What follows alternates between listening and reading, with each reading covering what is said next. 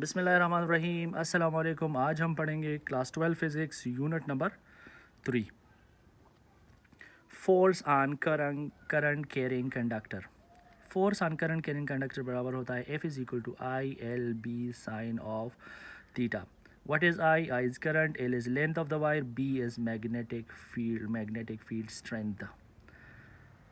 अब unit of B क्या है? यूनिट ऑफ बी है टेस्ला। 1 टेस्ला बराबर होता है 1 न्यूटन पर एम्पेयर पर मीटर। आल्सो 1 गाज 10⁻⁻⁴ टेस्ला के बराबर होता है। आप इसे टेस्ला भी निकाल सकते हैं। टेस्ला बराबर होता है 10⁻⁴ गाज।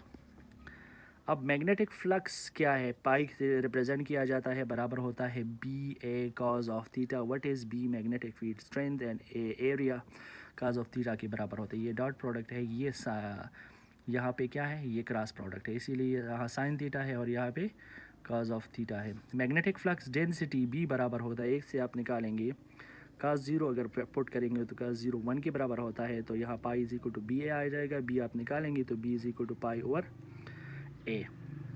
अब यहाँ से अगर बी का यूनिट निकालेंगे तो यहाँ से बी का यूनिट चेंज होगा।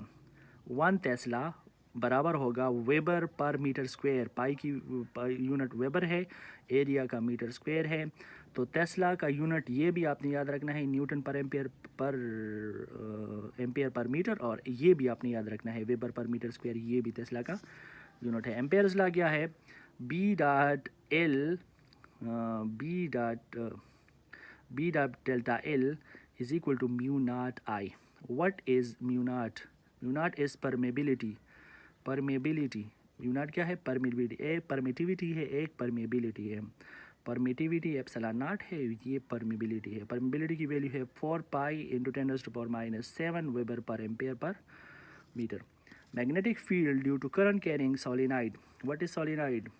जब हम वायर को स्प्रिंग की तरह बेंड करते हैं, spring in the form of wire in the bending in the form of a spring को सोलिनॉइड कहा जाता है। तो सोलिनॉइड के लिए बी की वैल्यू है N mu naught I. What is N? Number of turns पर यूनिट लेंथ। इन या कैपिटल एन जो है ये number of turns of the cylinder, sorry one number of turns of the solenoid है। तो बी बराबर होता है N mu naught of I. Motion of charge particle in a magnetic field बराबर होता है F is equal to Q V B sine of theta. यहाँ पे जो था एफ फर्स्ट इक्वेशन में, F is equal to I L B sine of theta, ये current carrying conductor के लिए फोर्स था, और ये चार्ज पार्टिकल के लिए क्या है? फोर्स है इन द मैग्नेटिक फील्ड। तो वो बराबर होता है Q V B sine of theta, Q charge, V velocity and B magnetic field strength. The frequency of cyclotron is Q B divide by 2 pi M. अगर आपने time period निकालना है तो ये इक्वेशन कम्प्लीटली उलट होगा, 2 पाई और एम ऊपर जाएगा, क्यू बी नीचे आ जाएगा। तो उसका टाइम पीरियड आप उसे निकाल सकते हैं, क्योंकि फ्रिक्वेंसी और टाइम पीरियड आपस में रेसिप्रोकल है। Determination of charge to mass ratio. Charge to mass ratio आपने फाइंड करना है, तो चार्ज टू मास रेशो के लिए फार्मूला है 2b divide by B square R square.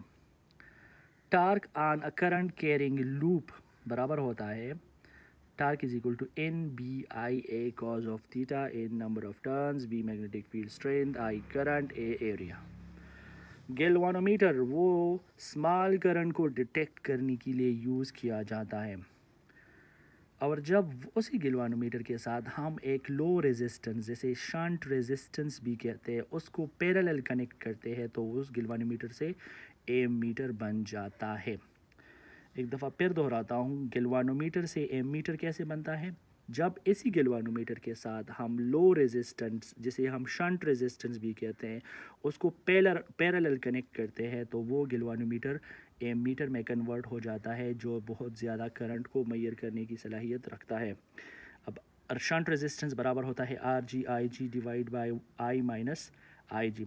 और जब इसी गैल्वानोमीटर के साथ हम हाई रेजिस्टेंस सीरीज़ में कनेक्ट करते हैं, तो फिर उससे वोल्ट मीटर बन जाता है। जब गैल्वानोमीटर के साथ हम लो रेजिस्टेंस पैरेलल में कनेक्ट करते हैं, तो एम मीटर बन जाता है, और जब उसी गैल्वानोमीटर के साथ हम हाई रेजिस्टेंस सीरीज़ में कनेक्ट करते हैं, तो फिर उसी गैल्वानोमीटर से वोल्ट मीटर बन जाता है।